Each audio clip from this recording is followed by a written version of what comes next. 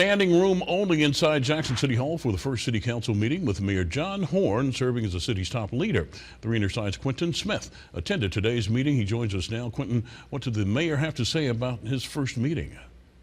Well, Howard, Mayor Horn says things went the way he expected it to go, even joking that it was a good but yet long meeting. Council members selected Ward 4 Councilman Brian Grizel to serve as council president. Meanwhile, Ward 5 Councilman Vernon Hartley will now serve as vice president. After those selections were made, it was time to get down to business. That was the then. This is now.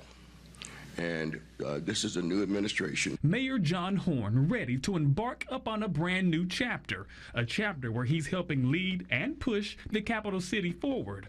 Serving in his first city council meeting, Horn says he already has a list of things to tackle. We're trying to get to this budget, first of all, and that's our top priority. When it comes to finalizing a budget, the mayor expects the city to have a little more than $400 million to work with for the upcoming year. We don't have a good handle on where we are with our city finances, while at the same time we're trying to put a budget together and we're trying to get our bond rating back.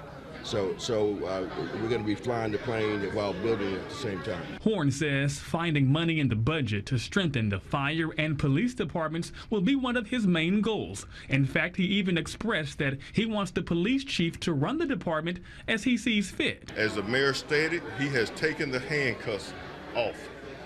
That's what he's told me. Chief, I've taken the handcuffs off of you.